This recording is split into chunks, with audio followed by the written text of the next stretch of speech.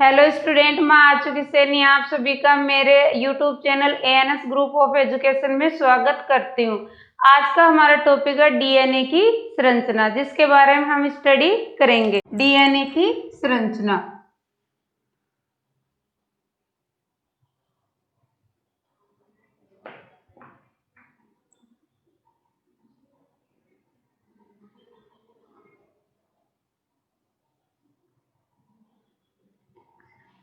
DNA की full form होती है डीएनए डीऑक्सी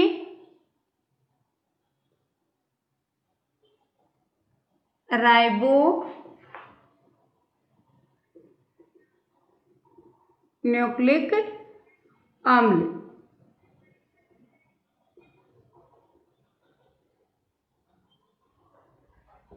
सबसे अपन देखते हैं कि डीएनए मॉलिक्यूल में कौन कौन से कंपाउंड से मिलकर बना होता है। जब हम डीएनए का आंशिक अपघटन करते हैं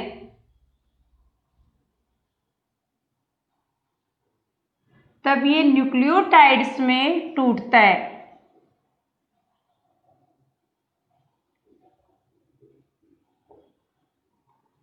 न्यूक्लियोटाइड्स में टूटता है। जब न्यूक्लियोटाइड का जल अपघटन करते हैं हाइड्रोलाइसिस से, तब ये दो भागों में टूटता है। एक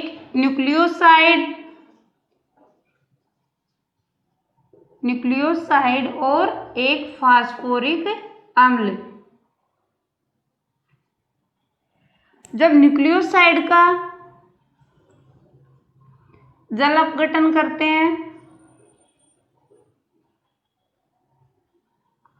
तो ये नाइट्रोजनी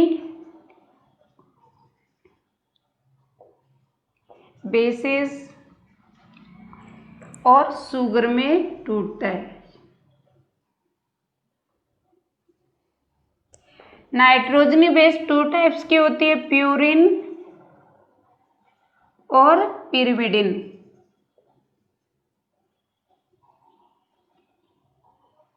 प्यूरिन टू टाइप की होती है, एजी और सीटी पिरिमिडिन। अब हम बात करते हैं कि एक डीएनए मॉलिक्यूल कैसे बनता है। यानी कि प्यूरिन और पिरिमिडिन ये दोनों मिलके नाइट्रोजनी बेस का निर्माण करती है, और नाइट्रोजनी बेस और एक शुगर मॉलिक्यूल ये दोनों मिलकर न्यूक्लियोसाइड का निर्माण करते हैं। न्यूक्लियोसाइड और फास्फोरिक अम्ल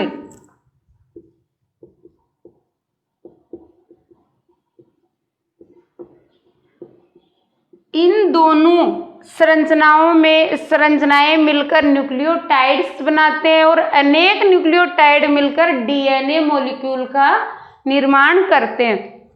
इसीलिए डीएनए को क्या कहा गया है? न्यूक्लियोटाइड्स के पॉलीमर भी कहा जाता है।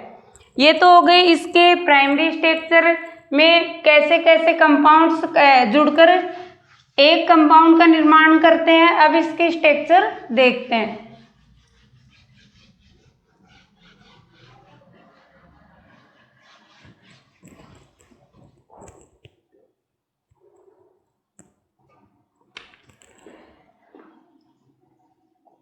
डीएनए वॉटसन व क्रिक ने 1953 में डीएनए का डबल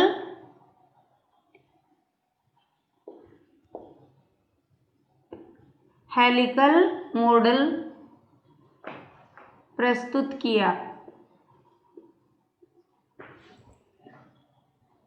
इस मॉडल को वॉटसन व क्रिक मॉडल भी कहते हैं। क्रिक मॉडल भी कहते हैं, और इस कार्य के लिए 1961 में नोबेल पुरस्कार इनको दिया गया। अब इस मॉडल के अकॉर्डिंग डीएनए क्या होता है? डीएनए डबल स्ट्रैंड होता है।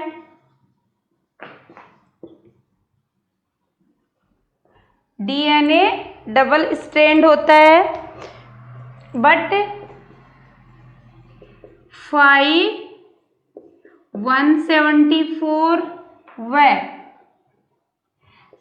M13 जीवाणु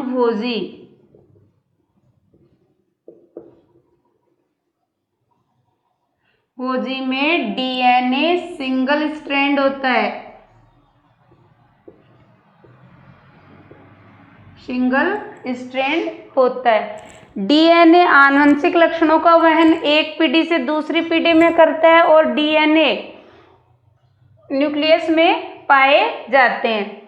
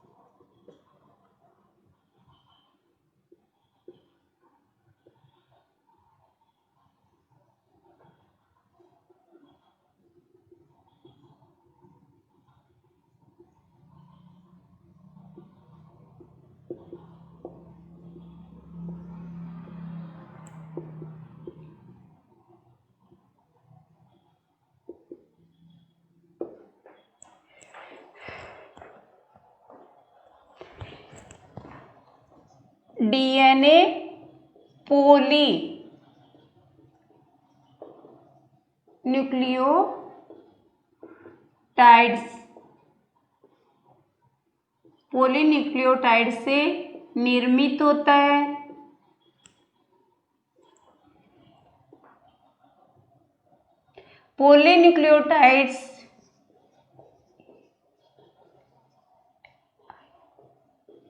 पॉलीन्यूक्लियोटाइड्स में अनेक many nucleotides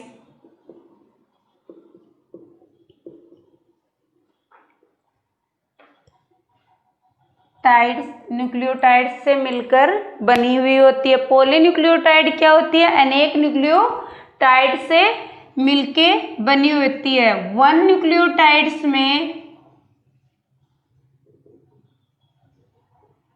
one molecule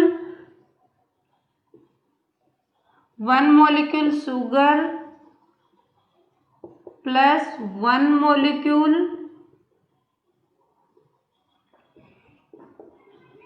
phosphoric अम्ल और वन मॉलिक्यूल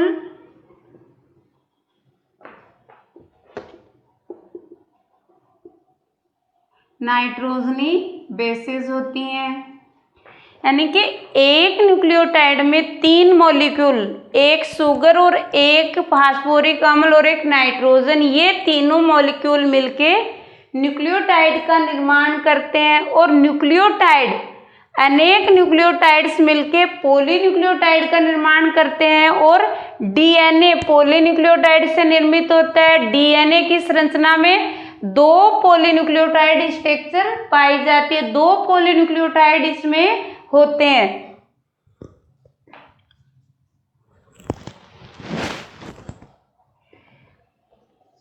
डीएनए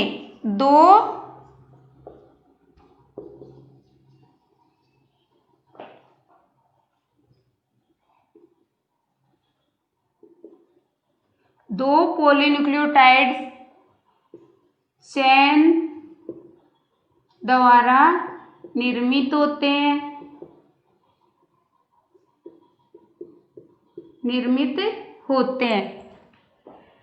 ये चेन्स इनमें विपरीत ध्रुवता पाई जाती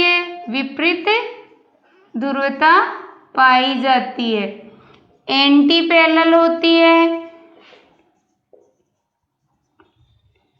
एंटी पैरेलल का मीन्स ये हो गया कि एक श्रृंखला ऊपर की ओर जाती हुई प्रतीत होती है तो दूसरी श्रृंखला नीचे की ओर उतरती हुई प्रतीत होती है। और इनमें डीएनए अणुओं में विपरीत क्रम होता है। जैसे एक विपरीत क्रम होता है, एक श्रृंखला के फास्फोडाइस्टर बॉन्ड 3 से 5 दिशा में और दूसरी श्रृंखला में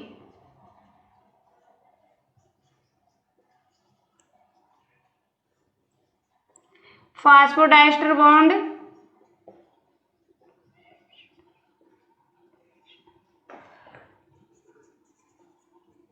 5 से 3 दिशा में होते हैं। 5 से 3 दिशा में होते हैं।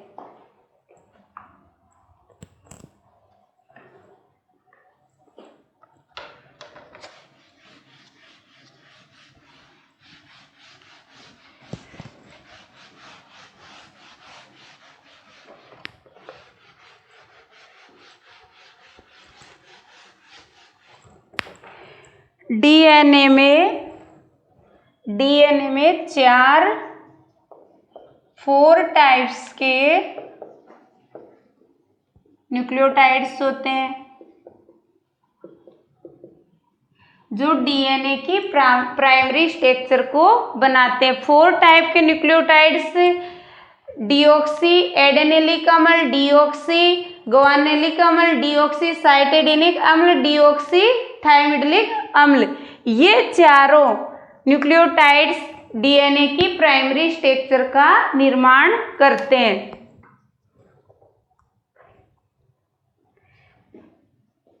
डीएनए में कुंडलन राइट हैंडेड होता है।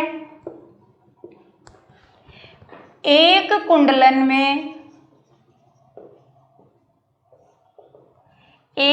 कुंडलन की लंबाई 34 एंगस्ट्रॉम होती है और एक कुंडलन में 10 बेस पेयर होते हैं। यानी बेस होते हैं, क्षारक होती है, वो एक कुंडलन में 10 जोड़े होते हैं और एक कुंडलन की दूरी या लंबाई 34 एंगस्ट्रॉम होती है और 2 बेस पेयर के बीच की दूरी 3.4 एंगस्ट्रॉम होता है और डायामीटर डीएनए का डायामीटर यानी कि व्यास 20 एंगस्ट्रॉम होता है। डीएनए का डायमीटर 20 एंगस्ट्रॉम होता है और ये श्रृंखलाएं एंटी पैरेलल यानी इनका क्रम विपरीत होता है कि 5 से 3 दिशा में और 3 से 5 दिशा में।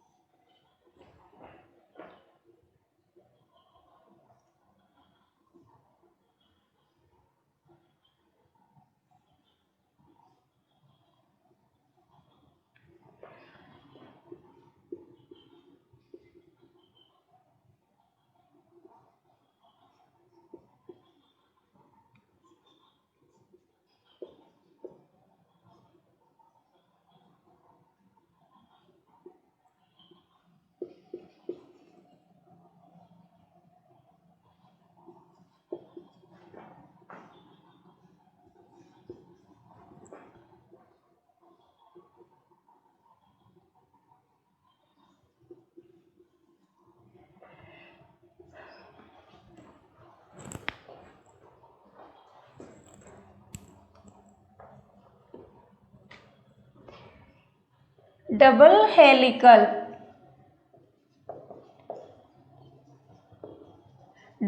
हेलिकल स्ट्रक्चर, डीएनए की ये क्या होती है, डबल हेलिकल स्ट्रक्चर होती है, जिसमें फास्फेट समूह है कुंडलन से बाहर की ओर और नाइट्रोजनी बेस कुंडलन में अंदर की ओर व्यवस्थित होते हैं। नाइट्रोजनी बेस एडेनिन थायमिन के साथ डबल बॉन्ड से और साइटोसिन गवानिन के साथ ट्रिपल बॉन्ड से बाइंड होते हैं। इस एक स्ट्रक्चर को न्यूक्लियोटाइड कहा जाता है। ये पूरा क्या है, एक न्यूक्लियोटाइड, यानी एक न्यूक्लियोटाइड जिसमें फास्फेट, नाइट्रोजनी क्षारक और पेंटोज शुगर। पेंटोज शुगर क्यों? क्योंकि इसमें कार्बन की संख्या 5 होती है। तो ये सब मिलके एक न्यूक्लियोटाइड का निर्माण करते हैं और अनेक न्यूक्लियोटाइड मिलके एक पॉलीन्यूक्लियोटाइड श्रृंखला का निर्माण करते हैं और डीएनए में 2 पॉलीन्यूक्लियोटाइड श्रृंखलाएं प्रेजेंट होती है।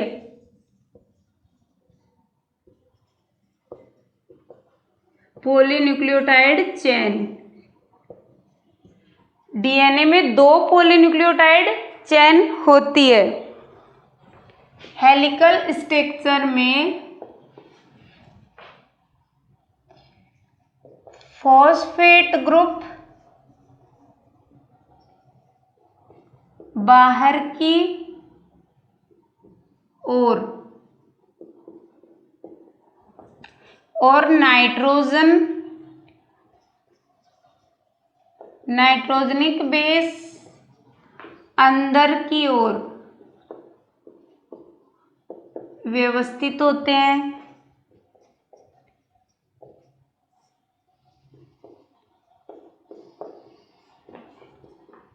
एडेनिन थायमिन के साथ और साइटोसिन गवानिन के साथ बॉन्डिंग करती है। इसमें हाइड्रोजन बॉन्ड पाए जाते हैं। हाइड्रोजन बॉन्ड, ये जो एडेनिन है थायमिन के साथ और साइटोसिन है गवानिन के साथ हाइड्रोजन बॉन्ड द्वारा बाइंड होते हैं और ये हाइड्रोजन बॉन्ड वीक होते हैं। इजली से क्या होता है, ये ब्रेक हो जाते हैं। डीएनए में प्यूरिन और प्यूरिन व पिरिमिडिन की मात्रा इक्वल होती है। डीएनए में प्यूरिन बराबर पिरिमिडिन होती है और ये सबसे पहले चारग्राफ नामक वैज्ञानिक ने बताया था कि डीएनए में प्यूरिन और पिरिमिडिन की सांद्रता इक्वल होती है, इसलिए इसको चारग्राफ नियम भी कहते हैं। चारग्राफ नियम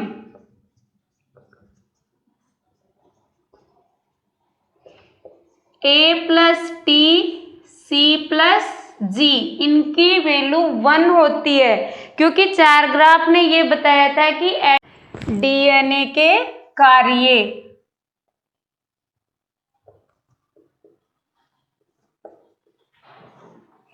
डीएनए सभी जीवों से संबंधित सूचनाएं रखता है।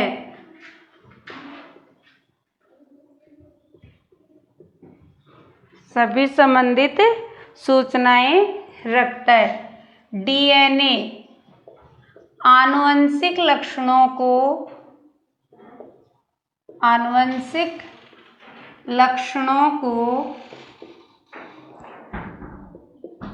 एक पीढ़ी से दूसरी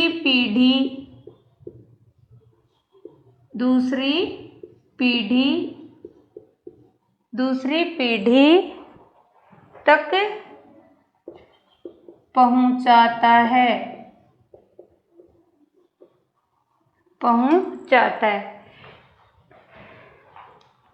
डीएनए के कार्य। डीएनए सभी जीवों से संबंधित कार्य या संबंधित सूचनाएं रखता है। डीएनए आनुवंशिक लक्षणों को एक पीढ़ी से दूसरी पीढ़ी तक पहुंचाने का कार्य करता है। डीएनए को इसीलिए जेनेटिक मटेरियल कहा गया है, क्योंकि ये जैसे पेरेंटल जो कैरेक्टर्स होते हैं वो अपनी डॉटर में इनको पहुंचाता है, यानी कि एक पीढ़ी से दूसरी पीढ़ी पर ये जेनेटिक सूचनाओं को स्थानांतरित करते हैं, तभी तो आने वाली पीढ़ियों तक ये जेनेटिक सूचनाएं या रिकॉर्ड रहती है। और हमारा टॉपिक डीएनए, जिसकी संरचना के बारे में हमने इनका अध्ययन किया है। यदि मेरा वीडियो आपको पसंद आया हो तो इसे सब्सक्राइब, लाइक, शेयर जरूर करें और सब्सक्राइब करने के बाद बेल आइकन दबाना ना भूलें, क्योंकि मैं जब भी मेरा नया वीडियो अपलोड करूं तो आप लोगों तक सबसे पहले मेरा वीडियो पहुंचे। थैंक्स।